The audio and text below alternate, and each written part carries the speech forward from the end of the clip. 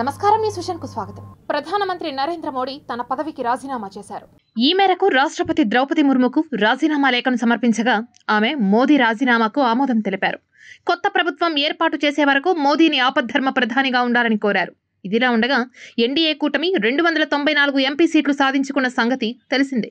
మిత్రపక్షాలతో కలిసి బీజేపీ మూడవసారి కేంద్రంలో అధికారాన్ని చేపట్టనుంది.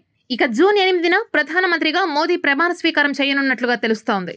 ఆంధ్రప్రదేశ్లో సార్వత్రిక ఎన్నికల ఫలితాలపై ఆనందం వ్యక్తం చేసిన టీడీపీ అధినేత చంద్రబాబు నాయుడు ఇది హిస్టారికల్ విజయం, నేనెప్పుడూ చూడలేదని అన్నారు. ఎన్డీఏకు సంపూర్ణ మద్దతిస్తానని ఈ సందర్భంగా తెలిపారు. ఎక్కడో పక్క రాష్ట్రాల్లో ఎక్కడో కడుపు నిండడం కోసం కూలి పనులకైనటువంటి వ్యక్తులు, పాచి పనులు చేసుకునే వ్యక్తులు సొంత డబ్బులు పెట్టుకొని నేరుగా ఇక్కడ రైల్వే స్టేషన్లో చూస్తే, బస్టాండ్లో చూస్తే భోజనం కూడా ప్యాక్ చేసుకొని తీసుకొచ్చి ఇక్కడ భోంచేసి ఓటేసే పరిస్థితికి వచ్చారు. ఈ కమిట్మెంట్ని ఏ విధంగా వర్ణించాలో నాకైతే అర్థం కాదు. ఏ విధంగా వాళ్ళని అభినందించాలో కూడా అర్థం కాని పరిస్థితి. అనేక ఎన్నికల్లో అనేక అనుభూతులు చూశాం, కానీ మేము అన్ని ఎన్నికల కంటే ఇది ఒక తెలుగుదేశం పార్టీ చరిత్రలో, ఆంధ్రప్రదేశ్ రాష్ట్ర ప్రజల చరిత్రలో సువర్ణాక్షరాలతో లిఖించదగ్గ ఎన్నిక. ఇది ఒక హిస్టారికల్ ఎన్నిక. ఆగస్టు క్రైసిస్ తర్వాత ఎన్టీ రామారావు గారు పార్టీ పెట్టిన తర్వాత 83లో మేము గెలిచాం. అప్పుడు 200 సీట్లు వచ్చాయి. కొత్తగా పార్టీ పెడతానే ఎన్నికలకు వెళ్లి 9 నెలలు అధికారంలోకి వస్తే 200 సీట్లు వచ్చాయి. 94లో మీరు ఒక్కసారి చూస్తే ప్రజా వ్యతిరేకం వల్ల 3 ముఖ్యమంత్రులు మారడం వల్ల ఆ రోజు మీరు ఎన్నికలు చూస్తే దగ్గర అపోజిషన్ పార్టీకి రిక్వైర్డ్ నెంబర్ అంటే అపోజిషన్ లీడర్గా వచ్చే స్టేటస్ రాకుండా వచ్చాయి. అవన్నిటిని వర్పించే విధంగా ఈసారి ఊహించని విధంగా వచ్చింది. అంటే దానికి కారణాలు నేను ఎక్కువ చెప్పక్కర్లేదు, అనుభవించిన ప్రజలకే అర్థమవుతుంది. మనల్నెవర్రా ఆపేది అంటూ నినాదంతో కదం తొక్కారు జనసేన అధినేత పవన్ కళ్యాణ్. ఆంధ్రప్రదేశ్ సార్వత్రిక ఎన్నికల్లో కూటమితో కలిసి తన సత్తా చాటారు. ఎవరు ఊహించనంతగా ఏపీ ఎన్నికల్లో కూటమి సునామీ సృష్టించింది. అయితే ఈ విజయం వెనుక ఉన్నది మాత్రం ఖచ్చితంగా జనసేన అధినేత పవన్ కళ్యాణ్ అనే చెప్పాలి. పవన్ వల్లే ఇదంతా సాధ్యమైంది అనేది ఎవరు కాదనలేని నిజం. అసలు 3 పార్టీల మధ్య పొత్తు ఉంటుందా అన్న అనుమానాలు రేకెత్తాయి. ఇటు చంద్రబాబు, అటు బీజేపీ పెద్దలు మొదట పొత్తులకు సిద్ధం కాలేదు. కానీ జనసేనాని మాత్రం పొత్తులో అన్ని తానే వ్యవహరించి బీజేపీ పెద్దలను ఒప్పించడానికి అష్టకష్టాలు పడ్డారు. దీనికోసం టీడీపీ తనకు ఇచ్చిన 24 సీట్లలో 3ంటిని బీజేపీ కోసం ఆయన త్యాగం చేశారు. ఇక ఈ ఎన్నికల్లో 21 ఎమ్మెల్యే, 2 ఎంపీ సీట్లతో పోటీ చేసిన జనసేన 100% విక్టరీతో సంచలనం సృష్టించారు. ఇక పిఠాపురం అసెంబ్లీ స్థానం నుంచి ఏకంగా 70,000 మెజారిటీతో గెలుపొందిన పవన్ కళ్యాణ్ చివరికి ఏపీ పాలిటిక్స్ లో తాను ఒక మ్యాన్ ఆఫ్ ద మ్యాచ్ గా నిలిచారు.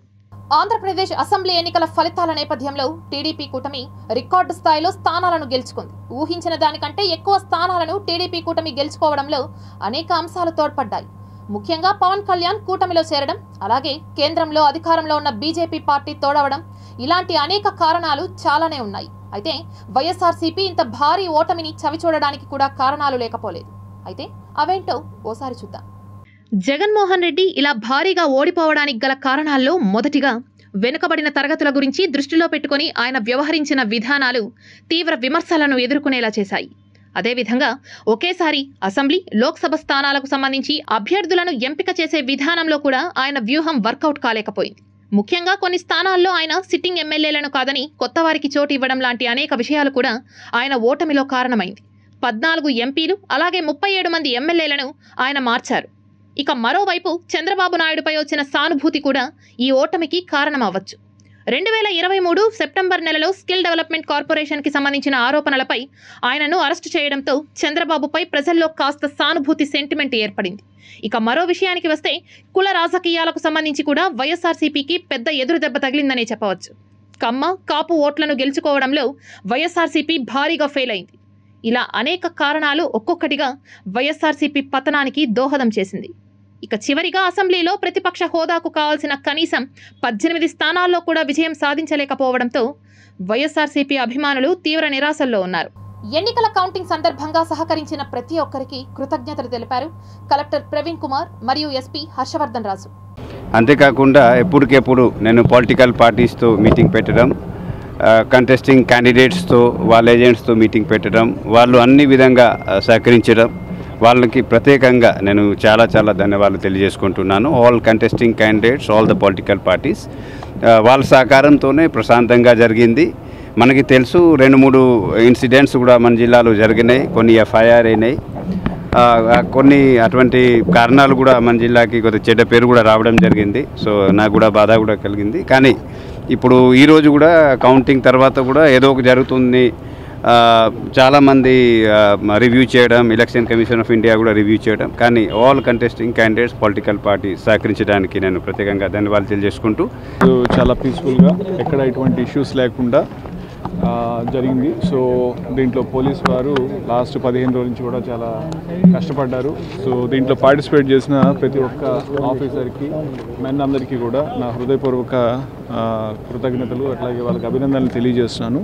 అండ్ ఈ ప్రాసెస్లో కలెక్టర్ సార్ కానీ రెవెన్యూ సైడ్ నుంచి వాళ్ళ సపోర్ట్, సో అందుకోసం సార్కి నా స్పెషల్ థ్యాంక్స్. అండ్ ఈ ప్రాసెస్లో మాకు సపోర్ట్ చేసినటువంటి ఆల్ పొలిటికల్ క్యాండిడేట్స్ కావచ్చు, ఏజెంట్స్ కావచ్చు, అందరూ కూడా చాలా బాధ్యతాయుతంగా వ్యవహరించారు. కాబట్టి వాళ్ళందరికీ కూడా పోలీస్ శాఖ తరఫున వాళ్ళందరికీ కూడా కృతజ్ఞతలు తెలియజేస్తాను. తన పేరు పద్మనాభరెడ్డిగా మార్చమని గెజిట్ పబ్లికేషన్ కోసం పేపర్లు కూడా రెడీ చేసుకున్నానని అన్నారు ముద్రగడ పద్మనాభం. ఎన్నికల సందర్భంగా చేసిన సవాలులో నేను ఓడిపోయాను కాబట్టి తన పేరు మార్చుకోవడానికి సిద్ధమవుతున్నానని అన్నారు ఆయన. గతంలో పవన్ కళ్యాణ్ గారి గురించి నేను సవాలు విసిరానండి. పిఠాపురంలో ఓడించి పంపుతాం, ఓడించి పంపకపోతే నా పేరు మార్చుకుంటాను పద్మనాభరెడ్డిగా అని చెప్పడం జరిగిందండి. ఓటమి చెందాను. అన్న మాట ప్రకారంగా నా పేరు పద్మనాభరెడ్డిగా మార్చమని చెప్పేసి గెజిట్ పబ్లికేషన్ కోసం పేపర్స్ అన్నీ రెడీ చేసుకున్నానండి. రేపు ఇంట్లో పూర్తిగా నింపి పేరు మార్పు కోసం దరఖాస్తు చేస్తానండి. ఆల్రెడీ అన్నీ ఫిలప్ అయిపోయి ఇంకా తర్వాత ఉంటే చూసుకుని మీద విసిరిన సవాల్కి నేను ఓటమి చెందాను కాబట్టి, చెందితే పద్మనాభరెడ్డిగా మార్చుకుంటా అని చెప్పి అన్నాను కాబట్టి ఆ మాటకి నేను కట్టుబడి ఉన్నాను అయ్యా. ఆ ప్రకారంగా పద్మనాభరెడ్డిగా మార్చమని గెజెట్ పబ్లికేషన్లో ఎంటర్ చేయమని అడుగుతానండి. గెజెట్ పబ్లికేషన్ అయిన తర్వాత మళ్ళా మీకు ప్రెస్కి ఆ నమోదైన పేరు పేపర్స్ మీకు ఇస్తానండి. తిరుచానూరు శ్రీ పద్మావతి అమ్మవారిని చంద్రగిరి నియోజకవర్గ నూతన ఎమ్మెల్యే పులివర్తి నాని కుటుంబ సమేతంగా దర్శించుకున్నారు. చంద్రగిరి నియోజకవర్గ ఎమ్మెల్యేగా ఎన్నికైన పులివర్తి నాని దంపతులు తిరుచానూరు శ్రీ పద్మావతి అమ్మవారిని బుధవారం ఉదయం దర్శించుకున్నారు. వీరికి ఆలయ అధికారులు స్వాగతం పలికి దర్శన ఏర్పాట్లను చేశారు. దర్శనానంతరం వేద ఆశీర్వాద మండపంలో వేద ఆశీర్వాదం, తీర్థ ప్రసాదాలను అందజేశారు. ఈ సందర్భంగా పులివర్తి నాని మాట్లాడుతూ చంద్రగిరి నియోజకవర్గ ప్రజలకు తనను ఎమ్మెల్యేగా గెలిపించినందుకు పేరు పేరున కృతజ్ఞతలు తెలిపారు. అదేవిధంగా చంద్రగిరి నియోజకవర్గాన్ని అభివృద్ధి చేస్తానని చెప్పారు. 5 సంవత్సరాలు ప్రజలకు ఎల్లప్పుడూ అందుబాటులో ఉండి వారి సమస్యలను పరిష్కరిస్తామని హామీ ఇచ్చారు. అనంతరం ఆయన అభిమానులు కొబ్బరికాయలు కొట్టి మొక్కులు చెల్లించుకున్నారు. సోదరులందరికీ కూడా ప్రతి ఒక్కరు కూడా పేరు పేరు నమస్కారాలు. ముఖ్యంగా మీకు అందరికి కూడా నేను కృతజ్ఞతని. ఎందుకంటే 5 సంవత్సరాలు నన్ను వెనకాలని నడిపించి సలహాలు ఇచ్చి ప్రోత్సహించిన ప్రతి ఒక్క చంద్రగిరి నియోజకవర్గ మీడియా సోదరులకు కూడా పేరు పేరు కృతజ్ఞతలు తెలియజేసుకుంటున్నా. మా యొక్క దైవం నిన్న గెలిపించిన చంద్రగిరి ప్రజలకి తెలుగుదేశం పార్టీ చంద్రగిరి నియోజకవర్గ తెలుగుదేశం పార్టీ కుటుంబ సభ్యులు, జనసేన పార్టీ కుటుంబ సభ్యులు, బీజేపీ పార్టీ కుటుంబం మేము వెళ్తాం. మా కుటుంబం అనేది ఎక్కడ కానీ అవినీతికి లేకుండా పోతాం. ప్రజలకి నిరంతరం 5 సంవత్సరాలు జరిగే 29 వరకు అందుబాటులో ఉంటూ మళ్ళా 29 చంద్రగిరి నియోజకంలో తెలుగుదేశం పార్టీ జెండా ఎగిరేసే విధంగా ముందుకెళ్తాం. మా పెద్ద ఆయన గారి విజన్, మా లోకేష్ బాబు గారి విజన్ అనుసరించుకొని అభివృద్ధి బాటలో ముందుకెళ్తామని కూడా తెలియజేసుకుంటాం. అది చెప్పలేని అనుభూతి అండి, చెప్పలేని అనుభూతి. అది కూడా చంద్రగిరి చరిత్రలో వచ్చే మెజార్టీ రికార్డెడ్ 43,852 అనేది ఈ చంద్రగిరి నియోజకవర్గం పేరు వచ్చిన తర్వాత ఇంత రికార్డ్ ఎవరు లేదు. దీనికి నాకు ఇచ్చినటువంటి చంద్రగిరి ప్రజలకు కానీ, మా పెద్ద ఆయన గారికి, మా పెద్దమ్మ గారికి, మా చిన్న ఆయన గారి అందరికి గారి జీవితకాలం రుణపడి ఉంటారు. తిరుమల శ్రీవారి దర్శనంలో సామాన్య భక్తులకే ప్రాధాన్యం అంటూ నిత్యం టీటీడీ అధికారుల నోటి నుంచి వెలువడే మాటలివి. సామాన్య భక్తులకు ఉచితంగా స్వామివారి దర్శనం కల్పించాలని తీసుకుంటున్న నిర్ణయాల్లో కూడా విభిన్న రూపాల్లో దళారులు దోపిడీకి తెరతీస్తున్నారు. టీటీడీ ఈవోగా ఏవి ధర్మారెడ్డి బాధ్యతలు చేపట్టిన తరువాత 5 ఏళ్లుగా తిరుమల క్షేత్రంలో దళారులను కట్టడి చేయడానికి అమలు చేసిన అనేక కార్యక్రమాలు ఫలించాయి. అయితే ప్రస్తుతం ఉచిత దర్శనం కోసం అమల్లోకి తీసుకొచ్చిన టైం స్లాట్ టోకెన్లు దళారులకు కాసుల వర్షం కురిపిస్తున్నాయి. ఇందులో ఇంటి దొంగల సహకారం కూడా ఉందనే వాదన తెరపైకి వచ్చింది. తిరుమల శ్రీ వెంకటేశ్వర స్వామివారిని దర్శించుకునేందుకు వీఐపీ సిఫార్సు లేఖలకు ప్రాధాన్యత ఇస్తూ ఉంటారు. దీనికి తోడు మధ్యతరగతి భక్తులకు కూడా అదే తరహా దర్శనం కోసం 300 రూపాయల టికెట్లు ఆన్లైన్లో అందుబాటులో ఉంటాయి. వీఐపీ సిఫార్సులపై 500 రూపాయల టికెట్లు జారీ చేస్తున్నారు. అన్ని ప్రభుత్వ శాఖల అధికారులకు తిరుమలలో ప్రోటోకాల్ దర్శనాలు చేయించడానికి పీఆర్ఓలు కూడా ఉన్నారు. వీరికి తోడు ప్రధాన పత్రికలు, మీడియా ప్రతినిధులకు తిరుమలలో ఇప్పటి వరకు కోటా నిర్దేశించారు. అది కూడా తిరుమలలో పనిచేసే జర్నలిస్టులకు అక్రెడేషన్ ప్రామాణికంగా వీఐపీ టికెట్లు జారీ చేస్తున్నారు. ప్రధాన పత్రికల్లో పనిచేసే జర్నలిస్టులకు రోజుకు 5 వీఐపీ టికెట్లు, 3 గదులను కేటాయించే విధంగా దళారులకు ఆస్కారం లేకుండా ప్రత్యేక చర్యలు తీసుకున్నారు అనేది సమాచారం. ఇంతవరకు ఈ వ్యవహారాలన్నీ సవ్యంగానే ఉన్నట్లు కనిపిస్తున్నప్పటికీ అసలు వ్యవహారంలోకి వెళ్తే సామాన్య భక్తులకు తిరుమల శ్రీవారి దర్శనం కల్పించాలనే ప్రధాన లక్ష్యంగా టీటీడీ టైం స్లాట్ టోకెన్లను ఉచితంగా జారీ చేస్తోంది. వీటిపై కన్నేసిన కొందరు దళారులు, టాక్సీ, ఆటో వాలాలు దోపిడీకి తెరతీశారు. ఉదయం 9 గంటల నుంచి 11 గంటల వరకు, అలాగే రాత్రి 7 గంటల నుంచి 9 గంటల మధ్య వీఐపీ బ్రేక్ దర్శనాలు ఉంటాయి. మిగతా సమయాల్లో సామాన్య భక్తులకు టైం స్లాట్ టోకెన్లు జారీ చేస్తున్నారు. ఇందుకోసం తిరుపతి రైల్వే స్టేషన్ సమీపంలోని విష్ణునివాసం, 2వ సత్రం, ఆర్టీసీ బస్టాండ్ సమీపంలోని శ్రీనివాసం వసతి సముదాయ ప్రాంతంతో పాటు అలిపిరి సమీపంలో ఉన్న భూదేవి కాంప్లెక్స్లో కూడా సుమారు 25,000 ఉచిత టైం స్లాట్ టోకెన్లను జారీ చేసే కేంద్రాలను టీటీడీ ఏర్పాటు చేసింది. అలాగే తిరుపతికి 10 కిలోమీటర్ల దూరంలో ఉన్న శ్రీవారి పాదాలమెట్టు సమీపంలో కూడా 3,000 ఎస్ఎస్డి టోకెన్లు జారీ చేసేందుకు మరో కేంద్రాన్ని కూడా ఏర్పాటు చేసింది. ఇక్కడ రద్దీ కొంచెం తక్కువగా ఉంటుంది. ఆయా కేంద్రాల్లో వేకువజామున 4 గంటల నుంచి ఈ టికెట్లు జారీ చేస్తారు.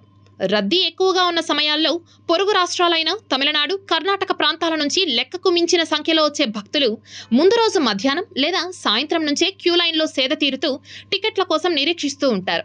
వీరి అవసరాలను, ఆతృతను సొమ్ము చేసుకోవడానికి దళారులు కొత్త అవతారాలతో తెరపైకి వచ్చారు. భూదేవి కాంప్లెక్స్, రైల్వే స్టేషన్ సమీపంలోని కేంద్రాల వద్ద వందల సంఖ్యలో బారులు తీరిన భక్తులను దళారులు టార్గెట్ చేస్తున్నారు. ఆన్లైన్ కోటాలో టికెట్ దక్కని స్థితిమంతులు, ఆర్థికంగా మెరుగైన వారు కూడా ఉచిత టికెట్ల కోసం పోటెత్తుతున్నారు. సుదూర ప్రాంతాల నుంచి వచ్చే ఆ భక్తుల అవసరాలను, ఆతృతను సొమ్ము చేసుకోవడానికి వివిధ వర్గాల దళారులు రంగంలోకి దిగారు. దళారులు వారి వారి ప్రైవేట్ వాహనాల్లో యాత్రికులను ఎక్కించుకొని శ్రీవారి మెట్టు వద్ద దింపుతారు. ఒక్కొక్కరి దగ్గర 500 రూపాయల నుంచి 600 రూపాయల వరకు బేరసారాలు కుదుర్చుకుంటారు. శ్రీవారి మెట్టు వద్ద విధులు నిర్వహించే అధికారులు దళారులతో కుమ్మక్కై ఆటోలో అక్కడికి వెళ్లిన యాత్రికులకు గంట వ్యవధిలోనే ఉచిత ఎస్ఎస్డి టైం స్లాట్ టోకెన్లను కేటాయిస్తున్నారు. సామాన్యులు, పేదలు కూడా శ్రీవారి దర్శనాన్ని సులభంగా చేసుకునేందుకు అలిపిరి నడక మార్గంలో తిరుమలకు వెళ్లే భక్తుల కోసం టీటీడీ మాజీ ఈవో డాక్టర్ కేవీ రమణాచారి హయాంలో ఉచిత టోకెన్లను అమల్లోకి తీసుకొచ్చారు. అలిపిరి కాలిబాటలోని గాలిగోపురం వద్ద ఫోటోతో కూడిన టికెట్ జారీ చేసేవారు. మోకాల పర్వతానికి ముందు నరసింహస్వామి ఆలయం వద్ద ఆ టికెట్పై ముద్ర వేసి పంపేవారు. ఆ టికెట్ ఆధారంగా దర్శనానికి అనుమతించేవారు. ఈ పద్ధతి తీసుకురావడంలో ప్రధాన ఉద్దేశం దుర్వినియోగం కాకుండా పేదలకు మాత్రమే అందుబాటులో ఉంచాలని ప్రధాన లక్ష్యం. అంతకుముందు నుంచే దాదాపు 25 ఏళ్ల క్రితం కృష్ణయ్య టీటీడీ ఈవోగా ఉన్నప్పుడు సుదర్శనం కంకణాలను అమల్లోకి తెచ్చారు. 50 రూపాయలతో కంకణాలు అనే టికెట్లు అందుబాటులో ఉండేవి. ఆ తర్వాత వాటిని ఉచిత టోకెన్లుగా మార్చారు. మొత్తం మీద సామాన్య భక్తులకు త్వరితగతిన తిరుమల శ్రీవారి దర్శనం కల్పించడానికి టీటీడీ అధికారులు ఎన్ని చర్యలు తీసుకుంటున్నా దళారులు పై ఎత్తులు వేస్తూనే ఉన్నారు. కాసుల పంట పండించుకుంటూనే ఉన్నారు. టీటీడీ యంత్రాంగం దీనికి విరుగుడుగా ప్రత్యేక చర్యలు తీసుకుంటే తప్ప దోపిడీకి తెరదించేందుకు ఆస్కారం లేదు. భారతీయ జనతా పార్టీ వేధింపులకు గురికాబడిన వారందరూ ఒక కూటమిగా ఏర్పడాలని మహారాష్ట్ర మాజీ సీఎం ఉద్ధవ్ ఠాక్రే పిలుపునిచ్చారు. టీడీపీ అధినేత చంద్రబాబు నాయుడు ఇండియా కూటమిలో చేరుతారని మహారాష్ట్ర మాజీ సీఎం ఉద్ధవ్ ఠాక్రే ధీమా వ్యక్తం చేశారు. బీజేపీ వేధింపులకు గురైన వారంతా తమతో వస్తారని, నాయుడిని కూడా మోదీ ప్రభుత్వం వేధించినట్లు పేర్కొన్నారు. जैसे मैंने अभी अभी कहा कि जिस दिन हमारा गठबंधन हुआ इंडिया, उसी वक्त हम सारे लोगों ने तय किया था कि किसी व्यक्ति को लेकर नहीं, लेकिन ये जो तानाशाही है देश में, उसको खत्म करना चाहिए, देश का संविधान बचाना चाहिए, फिर चाहे सब मिलकर प्रधानमंत्री का उम्मीदवार हम तय कर सकते हैं और मुझे लगता है कि कल वो हो जाएगा। नंबर्स की काफी कम है, ऐसे में क्या टीडीपी जेडीयू अन्य दल है, जो भी लोग इनसे त्रस्त है वो सारे लोग हमारे साथ आएंगे, सारे देशभक्त हमारे साथ आएंगे। चंद्रबाबू जी भी, उनको भी बहुत परेशान किया है बीजेपी गवर्नमेंट ने। सारे लोग जिनको भी तकलीफ दी है, परेशान किया है, वो सारे लोग हमारे साथ आएंगे। రాష్ట్రంలో కూటమి భారీ విజయం సాధించడంతో తిరుపతి నగరంలో టీడీపీ, జనసేన, బీజేపీ నాయకులు పెద్ద ఎత్తున సంబరాలు చేసి అన్నదాన కార్యక్రమాలు నిర్వహించారు. తిరుపతి 31వ డివిజన్ పరిధిలోని పరసాల వీధిలోని రేణుకా ఎల్లమ్మ ఆలయంలో ఆంధ్ర రాష్ట్రం సుభిక్షంగా ఉండాలని ప్రత్యేక పూజలు నిర్వహించి ఆలయం వెలుపల చంద్రబాబు, పవన్ కళ్యాణ్ చిత్రపటాలకు పాలాభిషేకం చేశారు. కేక్ను కట్ చేసి శుభాకాంక్షలు తెలుపుకున్నారు. అంతకుముందు సుమారు 200 మందికి అన్నదాన కార్యక్రమం నిర్వహించారు. ఏపీలో చంద్రబాబు, పవన్ కళ్యాణ్ కూటమితో రాష్ట్రం మరింత అభివృద్ధి దిశగా వెళ్తుందని టీడీపీ, జనసేన నాయకులు పేర్కొన్నారు. 5 సంవత్సరాలు దుర్మార్గపు జగన్మోహన్ రెడ్డి రాక్షస పాలనను అంతమొందించడానికి రాష్ట్ర ప్రజలందరూ కూడా కంకణం కట్టుకొని తమ ఉక్కు పాదంతో జగన్మోహన్ రెడ్డిని ఈ రాష్ట్రం నుంచి తరిమి కొట్టిన దృశ్యం చూస్తూ ఉంటే, ఓ పక్క చంద్రబాబు నాయుడు గారు అవినీతి అభివృద్ధి మంత్రం, అలాగే పవన్ కళ్యాణ్ గారు అవినీతి నిర్మూలన, మరో పక్క చంద్రబాబు నాయుడు గారు సంపద సృష్టికర్త అయితే, ఈ రాష్ట్ర ప్రజలందరూ కూడా చంద్రబాబు నాయుడు గారు ముఖ్యమంత్రి కావాలి అన్న ఏకైక ఉద్దేశంతో ఎవరు కానీ ఎక్కడ ప్రతి ఒక్క నియోజకవర్గంలో కూడా ఇప్పటి వరకు రాష్ట్ర చరిత్రలో విని ఎరుగని రీతిలో ప్రజల తీర్పు వెలువడిందంటే, దీన్ని బట్టి ప్రజలు ఎంత జగన్ పైన విసిగి వేసారిపోయి అసహించుకుంటున్నారో తెలిసింది మనకు. రాష్ట్రంలో కూడా 10 సీట్లు కూడా మించినటువంటి ఈ వైఎస్ఆర్ పార్టీ ఇంకా రాజకీయాల్లో పోటీ చేసే అర్హత కూడా లేదని తెలియజేసుకుంటూ ఈ యొక్క కార్యక్రమాన్ని ఈరోజు అన్నదాన కార్యక్రమం కానివ్వండి, అదేవిధంగా పాలాభిషేకం కానివ్వండి, 37వ డివిజన్ నుంచి ఇక్కడ ఉన్నటువంటి అన్ని పార్టీలకు సంబంధించిన నాయకులు చేయడం. ఎన్టీ రామారావు గారి ఉన్నప్పటి నుంచి కూడా తిరుపతిలో ఈ పరసాల ఇది 37వ డివిజన్లో ఇక్కడున్న నాయకులు ఎప్పుడు కూడా మొక్కుకొని ఆ విన్నింగ్ అవుతానే వాళ్ళ మొక్కులు తీర్చుకొని ఈరోజు కేక్ కటింగ్ అయితేనేమి, అన్నదానం అయితేనేమి, ఇక్కడ పాలాభిషేకం అయితే ఎప్పుడు జరుపుకుంటూ ఉండే సంస్కృతి, ఇక్కడ హైయెస్ట్ మెజార్టీలు కూడా తిరుపతిలో చెప్పుకునే విధంగా ఎప్పుడున్నా గవర్నమెంట్ ఉన్నా లేకపోయినా ఎప్పుడున్నా కూడా తెలుగుదేశం పార్టీకి ఈ ఏరియా అనేది ఇక్కడ ఉండే ప్రజలు తెలుగుదేశం పార్టీకి విశ్వాసపాత్రులు, వాళ్ళ ఆనందంలో భాగంగా ఈరోజు అన్ని కార్యక్రమాలు జరగడం. తెలుగుదేశం పార్టీ ప్రభుత్వాన్ని ఆదరించిన ప్రజలకు, పార్టీ క్యాడర్కు కృతజ్ఞతలు తెలియజేశారు తిరుపతి పార్లమెంట్ నియోజకవర్గ ఇన్ఛార్జ్ నరసింహ యాదవ్. తిరుపతిలో రాజకీయంగా ఎక్కడెక్కడ రాజ్యాంగ ఉల్లంఘన జరిగిందో దాన్ని ఖచ్చితంగా కూడా సరిచేసే బాధ్యత ఈరోజు తిరుపతి ప్రజలు మా పైన ఉంచారనేది ఈరోజు ఆ మెజార్టీ చూస్తే స్పష్టమవుతోంది. అదేవిధంగా తిరుమలలో ఏ విధంగా తిరుమల స్వామివారి భక్తులకు ఏ విధంగా సౌకర్యాలు కల్పించాలి, ప్రప్రదంగా కూడా వెంకటేశ్వర స్వామికి సంబంధించి దేశ విదేశాల నుంచి వచ్చే భక్తులే కాకుండా స్థానికులైన తిరుపతి వాసులకు ఏ విధంగా సౌకర్యాలు కల్పించాలనే దీనిపైన కూడా ప్రత్యేక దృష్టి పెట్టి ముందుకెళ్లడం జరుగుతుందని కూడా ఈ సందర్భంగా కూడా తెలియజేస్తూ, నోరు దురుసు ప్రదర్శించిన మంత్రి రోజా, కొడాలి నాని, ముద్రగడ పద్మనాభం, జనసేన పార్టీ అధినేత పవన్ కళ్యాణ్ కు క్షమాపణలు చెప్పాలని ఆ పార్టీ నేతలు డిమాండ్ చేశారు. భారతదేశ చరిత్రలో ఎవరు కూడా చెప్పిన పోటీ చేసిన ప్లేస్ 21 గెలుస్తున్నాం, 2 ఎంపీలు గెలుస్తామని చెప్పామంటే అర్థం చేసుకోండి. మాకు ప్రజల మీద ఎంత నమ్మకం ఉందో మా నాయకుడు తెలుసు. ఆయన చెప్పి చేశాడు. మీరు వై నాట్ 175 175 175 అన్నారు. మొన్న సాయంత్రం కూడా సజ్జల రామకృష్ణ రెడ్డి గారు 16-11 సంబరాలు చేసుకుంటున్నాడు. సంబరాలు చేసుకోమన్నాడు కానీ ఎవరు చేసుకోమని చెప్పలా. అది అర్థమే మమ్మల్ని చేసుకోమన్నది. చివరికి రాష్ట్రంలో ప్రజలు మీరు వద్దు, మీ పని అయిపోయింది, వెళ్ళిపోని చెప్పడానికి ఈ ఒక ఓటు రూపంతో వేసిన ఆయుధం మన జిల్లాలో చూసాం, తిరుపతిలో చూసారు. 62,500 మెజార్టీ తిరుపతి చరిత్రలో లేదు. ఎప్పుడు లేని మెజార్టీ తిరుపతిలో రావడం.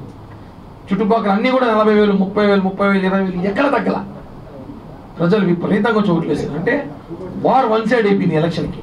ఇంకొక అతను ముద్రగడ పద్మనాభం, నువ్వు ముందు గెలువు అనిస్తున్నావు, గెలిచి చూపించాం. నువ్వు రెడ్డి అని పేరు పెట్టుకుంటున్నావు. నిజంగా ఎవరైతే రెడ్డి గారు ఉన్నారో వాళ్ళకే సిగ్గుచేటు. నువ్వు కానీ వాళ్ళ పేర్లు పెట్టుకున్నావంటే నిన్నొక పందెనో గాడిదనో, గాడిదకు వచ్చిన వయసు వచ్చింది నీకు, కనీసం ఎట్లా మాట్లాడాలి సంస్కారం? నిన్ను ఈ కులంలో, కాపు కులంలో ఒక పెద్ద మనిషి చేస్తే నువ్వు ఇంతంత మోసం చేసి తాకట్టు పెట్టే నువ్వు రెడ్డి అని మార్చుకుంటావా? రెడ్డి అని మార్చుకున్నా కూడా రెడ్లు అయితే ఎవరైతే ఉన్నారో వాళ్ళకి అవమానం. నువ్వు రెడ్డిగా మార్చుకున్నావంటే నువ్వు నేనైతే ఏదైతే పేరు చెప్పానో ఖచ్చితంగా అలాంటి పేరు అయితే నీకు సూటబుల్ అవుతుంది. కాపు సంక్షేమం కోసం కూటమి పెద్దపీట వేయాలని ఆ సంఘం నేతలు సరితా నాగరాజు రాయల్, సింగంశెట్టి సుబ్బరామయ్య నూతనంగా ఏర్పడబోయే ప్రభుత్వానికి విజ్ఞప్తి చేశారు. కాపు భవనం ఎక్కడ వచ్చిందని తెలియదు, జాగా చూపించండి ఇంకోటి చేసిండొచ్చు. కాపు భవనము ఇది కూడా మా వాళ్ళు కూడా గుర్తుపెట్టుకోవాలా, ప్రతి చోట 5 కోట్ల బడ్జెట్తో కట్టించే విధంగా చంద్రబాబు నాయుడు గారి దగ్గర మేము కమిట్మెంట్ అయింది. దాంట్లో భాగంగానే ఫస్ట్ విడత 1.5 కోటి నరసింహ యాదవ్ గారు తొడా చైర్మన్గా ఉన్నప్పుడే 1.5 కోటి శాంక్షన్ చేశాడు. ఫస్ట్ విడత 28 లక్షల రూపాయలు ఆ బలిజీ భవనానికి ఇస్తే పిల్లర్లు వేసి బోర్ వేసి అన్నీ చేశారు. ఇవన్నీ గవర్నమెంట్ కట్టిస్తుంది. కానీ మీరేమనుకుంటారో నేను 5 లక్షలు ఇస్తాను, నేను 3 లక్షలు ఇస్తాను, పబ్బం కట్టుకుంటే పార్టీ చేయొద్దండి, ప్రభుత్వం చేయిస్తుంది. అది చేసుకునే బాధ్యత కాపు సంఘాలు తీసుకుంటుంది. రాజకీయ నాయకులు అండదండలు ఉండాలే కానీ ఈ కాపు సంఘాలు అనేది ఖచ్చితంగా పార్టీలు ఖచ్చితంగా మా హక్కుల కోసం పనిచేస్తాం. చంద్రబాబు నాయుడు గారి దృష్టి తీసుకెళ్లి ఏదైతే సర్పంచుల వ్యవస్థకు జరిగిన అన్యాయాన్ని మేమంతా కూడా న్యాయం చేసే విధంగా కృషి చేస్తామని చెప్పి, అదేవిధంగా ఎన్డీఏ ప్రభుత్వంలో తిరుపతిలో ఉన్నటువంటి మన ఆర్ఎన్ శ్రీనివాసులు గారిని అత్యధిక మెజార్టీ తిరుపతిలో ఎన్నడూ లేని విధంగా 62,310 ఓట్లతో ఈరోజు ఆర్ఎన్ శ్రీనివాసులు గారిని గెలిపించినటువంటి ప్రతి ఒక్కరు కూడా పేరు పేరున ధన్యవాదాలు తెలియజేసుకుంటూ సెలవు తీసుకుంటాం. పర్యావరణానికి అనుకూలమైన చర్యలు తీసుకోవడానికి అవసరమైన ప్రపంచ అవగాహనను పెంచడానికి జూన్ 5న ప్రపంచ పర్యావరణ దినోత్సవంగా జరుపుకుంటారు. ప్రతి సంవత్సరం జూన్ 5వ తారీఖున ప్రపంచ పర్యావరణ దినోత్సవంగా జరుపుకుంటారు. 1973లో మొదటిసారి ప్రపంచ పర్యావరణ దినోత్సవం జరుపుకున్నారు. అప్పటి నుంచి ప్రతి సంవత్సరం ఈ సందర్భాన్ని గుర్తు చేసుకుంటూ జూన్ 5న మొక్కలు నాటి విభిన్న రీతిలో జరుపుకుంటారు. ఈ భూమి మనల్ని పుట్టినప్పటి నుండి చనిపోయే వరకు పోషించి మనిషిగా మారుస్తుంది. ప్రకృతి ప్రేమ, పోషణ మరియు ఆలింగనం మనకు జీవించడానికి, మన శ్రేయస్సు కోసం అవసరమైన అన్ని వనరులను అందిస్తుంది. శారీరక మరియు మానసిక ఆరోగ్యం ప్రకృతి మనకు అందించడంలో తోడ్పడుతుంది. అయితే ప్రకృతి పట్ల నిర్దాక్షిణ్యంగా ప్రవర్తించి మానవులు సహజ వనరులను నిర్వీర్యం చేశారు. అడవులను నరికి కాలుష్యం మరియు గ్లోబల్ వార్మింగ్కు దారితీశారు. ప్రకృతిని మళ్లీ మనమంతా కాపాడుకోవడం ప్రారంభించాల్సిన సమయం ఆసన్నమైంది. వాతావరణంలో మార్పు, గ్లోబల్ వార్మింగ్, అటవీ నిర్మూలన మరియు జీవన వైవిధ్య నష్టం గురించి అవగాహన కల్పించడానికి ప్రతి సంవత్సరం జూన్ 5న ప్రపంచ పర్యావరణ దినోత్సవాన్ని జరుపుకుంటారు. ప్రత్యేకమైన రోజుగా జరుపుకోవడానికి పలు ప్రాంతాల్లో మొక్కలు నాటి పర్యావరణం యొక్క గొప్పతనాన్ని వివరిస్తూ ఉంటారు. మనకుంది వృక్షో రక్షిత రక్షిత హాని. ఒక వృక్షాన్ని కాపాడితే అది మనల్ని రక్షిస్తుందని. ఎందుకంటే మనం వదిలే కార్బన్ డైఆక్సైడ్ అంతా కన్వర్ట్ చేసి కార్బన్గా చేసి తిరిగి ఇచ్చేది చెట్లు. ఇటువంటి చెట్లుని పెంచటం వలన వాతావరణంలో సమతుల్యత, వాతావరణంలో జరిగే పెను మార్పులకు ఇది ఒక విరుగుడు. ఈ వాతావరణ సమతుల్యాన్ని కాపాడటానికి, మనకు ఈ ఏసీల నుంచి విముక్తి కలగటానికి చెట్లను పెంచడం ఎంతో అవసరం. ప్రతి ఒక్క పిల్లవాడికి తను చదువుకున్నప్పటి నుంచే ఒక చెట్టుని పెంచడం అనే అలవాటుగా ఏర్పరిస్తే అది వాళ్ళు పెద్ద అయ్యేటప్పటికీ మహావృక్షమయ్యి ఒక 10 మంది మనుషులకు నీడనిచ్చి, అలాగే వాళ్ళు వదిలే కార్బన్ డైఆక్సైడ్ అంతా కార్బన్గా తీసేసి. పర్యావరణానికి మనిషికి ఒక అనుసంధానం ఉంది. మనం ఎంత రక్షించుకుంటే మన మనుగడ అంత ముందుకు సాగుతుంది. ఈ సందర్భంగా నేను చెప్తున్నది ఏంటంటే, యావత్ దీనికి ఎలాంటి మతాలు, కులాలు, రాజకీయాలు, ఇవి సామాజిక న్యాయాలు ఉండవు. పర్యావరణ విషయంలో ప్రతి ఒక్కరు కూడా బాధ్యులని చెప్తున్నా. పంచభూతాలని, అగ్ని, నీరు, గాలి, భూమి, ఆకాశం, వీటిని ఎంత కఠినంగా మనం కాపాడుకోగలిగితే రేపు భవిష్యత్ తరాలలో అలాగే మనకు కావాల్సినది కూడా మనకు దక్కుతుంది. అదే ముఖ్యంగా చెప్పాలంటే చాలామంది సిలిండర్లు, గ్యాస్ సిలిండర్లు కొని కూడా ఇంట్లో పెట్టుకుంటున్నారు. అంత కర్మ ఏంటి? ఒక గ్యాస్ సిలిండర్ బదులు 10 చెట్లు నాటుకుంటే 10 మందికి కాదు 1000 మందికి ఉపయోగపడుతుంది. ఇదంతా తెలుసుకొని ప్రతి ఒక్కరూ కూడా బాధ్యతగా తీసుకొని మొక్కలు నాటే కార్యక్రమం, అలాగే చెట్లు నాటే కార్యక్రమం చేయాలని ఈ సందర్భంగా కోరుకుంటూ సెలవు తీసుకుంటారు. తాను ప్రాతినిధ్యం వహిస్తున్న చిత్తూరు పార్లమెంట్ నియోజకవర్గాన్ని ఆర్థిక, పారిశ్రామిక రంగాల్లో అభివృద్ధి చేయడానికి కార్యాచరణ ప్రణాళికను ఇప్పటికే సిద్ధం చేసినట్లు పార్లమెంట్ సభ్యులుగా ఎన్నికైన దగ్గుమల్ల ప్రసాదరావు వెల్లడించారు.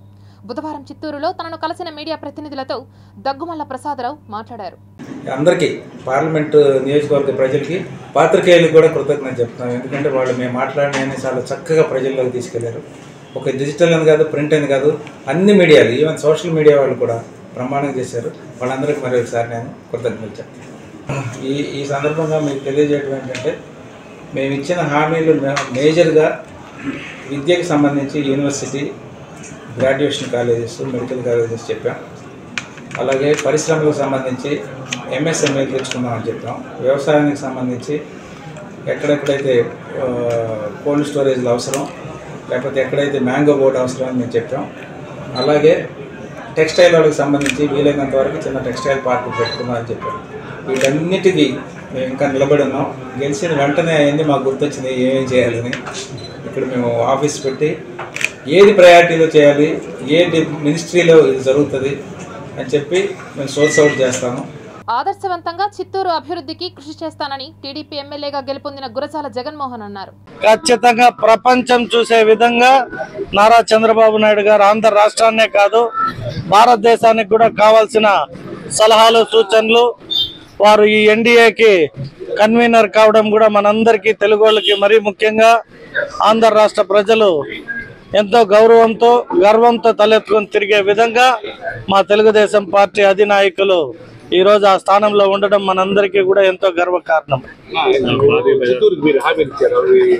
ఖచ్చితంగా ఏదైతే నా నియోజకవర్గ ప్రజలు నాకు మద్దతు తెలిపారో, నేను ఏవైతే హామీలు ఒక ఎమ్మెల్యేగా నేను చెప్పానో వాటితో పాటు మా ముఖ్యమంత్రి గారు, మా తెలుగుదేశం పార్టీ ఏవైతే మేము మేనిఫెస్టోలో పెట్టి ప్రజలకు అందిస్తామన్నామో, తక్షణమే రానున్న ఈ 9వ తేదీ ప్రమాణ స్వీకారం తరువాత మంత్రివర్గం ఉంటుంది. తదనంతరం ఇమీడియట్గా ఏవైతే మేము హామీలు ఇచ్చామో వాటన్నిటిపైన కూడా సమగ్ర ఆలోచనలతో ముందుకు తీసుకుపోయే విధంగా మా ప్రణాళిక ఉంటుంది. తిరుపతి రుయా చిన్నపిల్లల ఆసుపత్రిలో కనీస సౌకర్యాలు లేక బాలింతలు తీవ్ర అవస్థలు పడుతున్నారు. రాయలసీమకే తలమానికంగా ఉన్న ఈ ఆసుపత్రిలో దూది, సూది, మందులు ఏమో గాని కనీస సౌకర్యాలు లేక రోగులు తీవ్ర ఇబ్బందులు పడుతున్నారు. 160 పడకలు ఉన్న తిరుపతి రుయా చిన్నపిల్లల ఆసుపత్రిలో సౌకర్యాలేమితో రోగులు అవస్థలు పడుతున్నారు. 3 అంతస్తులు ఉన్న ఈ ఆసుపత్రిలో పిల్లలకు సంబంధించి 6 విభాగాలు ఉన్నాయి. ఇక్కడ పురిటి పిల్లలతో పాటు బాలింతలు కూడా వైద్య సేవలను పొందుతూ ఉంటారు. ప్రసవమైన పచ్చి బాలింతలు, అనారోగ్యంతో నెలలు నిండకుండా జన్మించిన శిశువులు వైద్య సేవల కోసం ఇక్కడకు వస్తూ ఉంటారు. ప్రసవమైన బాలింతలకు కుట్లు పడి ఉంటాయి కాబట్టి వారు మెట్ల మార్గంలో 1వ, 2వ, 3వ అంతస్తులకు వెళ్లలేరు. కాబట్టి వారి కోసం మొత్తం 3 లిఫ్ట్లు ఏర్పాటు చేశారు. అయితే ఇవి ఏడాదిగా పనిచేయకపోవడంతో బాలింతలు తీవ్ర ఇబ్బందులు పడుతున్నారు. మెట్ల మార్గంలో ఆయా విభాగాలకు ఆపసోపాలు పడి మెట్లెక్కుతున్నారు. ప్రసవమైన పచ్చి బాలింతలు ఓవైపు డెలివరీ, ఆ తర్వాత శస్త్రచికిత్స బాధలను పంటి కింద ఉంచుకొని మెట్లెక్కుతున్నారు. సాధారణంగా ఆరోగ్యంగా ఉన్నవారే 2-3 అంతస్తులు ఎక్కాలంటే కొంత ఇబ్బందులు పడుతూ ఉంటారు. అలాంటిది బాలింతలు మెట్లు ఎక్కడం చూస్తుంటే వారి బాధ వర్ణనాతీతంగా ఉంది. ఇదిలా ఉంటే మరోవైపు ఒకరోజు వర్షం పడితే చాలు వారం రోజుల పాటు ఆసుపత్రిలో వివిధ అంతస్తులలో నీరు ఉరుస్తూ జలధారలుగా మెట్లపై ప్రవహిస్తూ ఉండడంతో బాలింతలు మెట్లు ఎక్కలేని పరిస్థితి ఏర్పడింది. అసలే టైల్స్, ఆ పైన నీరు కారుతుండడం మరో సమస్యగా తయారవుతోంది. పీడియాట్రిక్స్ కోసం వచ్చిన వారు ఆర్థోపెడిక్ కోసం వెళ్లాల్సిన పరిస్థితి ఏర్పడింది. ఇప్పటికైనా అత్యవసర సేవలను నిధులతో ముడిపెట్టకుండా సత్వరమే సదుపాయాలను మెరుగుపరచాల్సిన అవసరం ఎంతైనా ఉంది. బాలింతలు జారిపడి గాయాలకు గురికాకముందే అధికారుల్లో చలనం రావాలని పలువురు కోరుతున్నారు. క్యాన్సర్ వ్యాధిని ప్రారంభ దశలోనే గుర్తిస్తే వ్యాధిని వ్యాప్తి కాకుండా నివారించగలమని తిరుపతి శ్రీ వెంకటేశ్వర వైద్య కళాశాల ప్రిన్సిపల్ డాక్టర్ చంద్రశేఖరన్ తెలిపారు.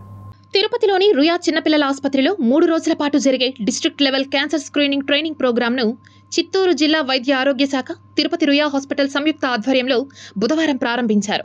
ఈ కార్యక్రమానికి ముఖ్య అతిథులుగా రుయా సూపరింటెండెంట్ డాక్టర్ రవిప్రభు, శ్రీ వెంకటేశ్వర వైద్య కళాశాల ప్రిన్సిపల్ డాక్టర్ చంద్రశేఖరన్, చిత్తూరు జిల్లా వైద్య ఆరోగ్య శాఖ అధికారి డాక్టర్ ప్రభావతి హాజరై ప్రసంగించారు. కాబట్టి మనకంతా ఒక అవకాశం ఉంది ఈ జబ్బుని నిరోధించడానికి. దాని విషయంలో మనకు నమ్మకం కలగాలి. ఈ ప్రోగ్రాం వల్ల ప్రయోజనం ఉంటుందని ఆ నమ్మకాన్ని మీకు కలిగించడమే మా ఉద్దేశం. ఒకసారి ఈ నమ్మకం వస్తే మీరు సులభంగా ఈ ప్రోగ్రామ్ని ఫాలో అవుతారు. లేకపోతే అన్ని ప్రోగ్రామ్ నేషనల్లో ఎన్నెన్నో ప్రోగ్రామ్ జరుగుతూ ఉంటాయి, ఎన్నెన్నో ట్రైనింగ్ ప్రోగ్రామ్ జరుగుతూ ఉంటాయి. వాటికి ఇచ్చినంత ఇంపార్టెన్స్ కూడా దీనికి ఇవ్వం. రెండో భాగం ఏంటంటే క్యాన్సర్ వచ్చిన తర్వాత కూడా ఇన్ని బాధలు చెప్పాను నేను. వాటిని నిరోధించడానికి కూడా ఇప్పుడు ప్రపంచమంతా ఈ పాలియేటివ్ కేర్ అనేది తీసుకొచ్చారు. కమ్యూనిటీ మెడిసిన్ పర్స్పెక్టివ్లో చూసినట్టయితే ఫ్యామిలీ ఎంత ఎఫెక్ట్ అవుతుంది. మొత్తం ట్యూబర్క్లోసిస్ తర్వాత కమ్యూనికబుల్ డిజీజ్లో ట్యూబర్క్లోసిస్ ఎంత డేంజరస్, ఇక్కడ క్యాన్సర్, ఎందుకంటే క్యాన్సర్కి కంప్లీట్గా దానికి కేర్ కావాలి, ఫ్యామిలీ మెంబర్స్ అందరూ ఎఫెక్ట్ అవుతారు, ఎంటైర్ ఫ్యామిలీ మెంబర్స్ స్పెండ్ చేయాలి. ఇక్కడ నెక్స్ట్ వచ్చేసరికి మా department prevention is better than cure, అందరూ చెప్తారు prevention is better than cure and happy lady keeps doctor away. వాతావరణంలో రోజు రోజుకు మార్పులు వస్తున్నాయి. వర్షాలు ప్రారంభం కానున్నాయి. సీజనల్ వ్యాధులు ప్రబలే ఈ కాలంలో ప్రజలు ఆరోగ్యం పట్ల ప్రత్యేక శ్రద్ధ వహించాలి. జ్వరం, శ్వాసకోశ ఇన్ఫెక్షన్లు, ఫంగల్ ఇన్ఫెక్షన్లు, పొత్తుకడుపు ఇన్ఫెక్షన్లు వంటి సమస్యలతో ఇబ్బందులు పడే అవకాశం ఉందని ప్రజలు కనీస జాగ్రత్తలు పాటించాలని వైద్యులు సూచిస్తున్నారు. ఈ టైంలో మనకు ఎక్కువగా ఈ వర్షాల వల్ల వచ్చే ప్రాబ్లం ఏమంటే ఎస్పెషల్లీ ఇక్కడ కూడా వాటర్ కంటామినేషన్ అయ్యే ఛాన్సెస్ ఉంటాయి. వాటర్ పైప్ లైన్స్ ఎక్కడైనా ఉండి అవి నియర్ టు ద కాలువలు అలాగా ఉన్నప్పుడు ఈ వాటర్ పైప్ లీకేజ్ ఉన్నప్పుడు ఈ నీళ్లు దాంట్లో మిక్స్ అవ్వడం వల్ల అవి అందరికీ సప్లై అవ్వడం వల్ల డయేరియా అంటే గ్యాస్ట్రోఎంటరైటిస్ వచ్చే ఛాన్సెస్ ఉంటాయి. కాబట్టి మనము నీళ్ళని శుభ్రంగా ఉండే వాటిని సేఫ్గా ఉన్న వాటిని తీసుకోవడము తగు జాగ్రత్తల్లో ఉండాలి. నెక్స్ట్ క్లైమేట్, చలి లేకపోతే ఈ వర్షానికి తడిచడం వల్ల దానివల్ల కోల్డ్, కాఫ్, వైరల్ ఇన్ఫెక్షన్స్ కొంచెం అవి సింపుల్ వైరలే, మనం దాని గురించి మామూలుగా అందరికీ సోర్ థ్రోట్ అలాంటివి వచ్చి కాఫ్, కోల్డ్ వచ్చే అవకాశం ఉంటుంది, ఫీవర్స్ వచ్చే అవకాశం ఉంటుంది. తిరుమల శ్రీవారి భక్తులకు బిగ్ అలర్ట్. తిరుమల శ్రీవారి కోసం వైకుంఠం క్యూ కాంప్లెక్స్ లో వేచి ఉండే అవసరం లేకుండా నేరుగా శ్రీవారి దర్శనం దక్కుతోంది. తిరుమల శ్రీవారి సర్వదర్శనం కోసం ఎలాంటి సమయం కేటాయించలేదు. అటు తిరుమల శ్రీవారిని నిన్న ఒక్కరోజే 76,291 మంది భక్తులు దర్శించుకున్నారు. 28,495 మంది భక్తులు తలనీలాలు సమర్పించారు. అలాగే తిరుమల శ్రీవారి హుండీ ఆదాయం నిన్న ఒక్కరోజే 3,14,00,000 రూపాయలు నమోదైంది. వైకుంఠం క్యూ కాంప్లెక్స్లో వేచి ఉండే అవసరం లేకుండానే నేరుగా శ్రీవారిని దర్శనం చేసుకున్నారు భక్తులు.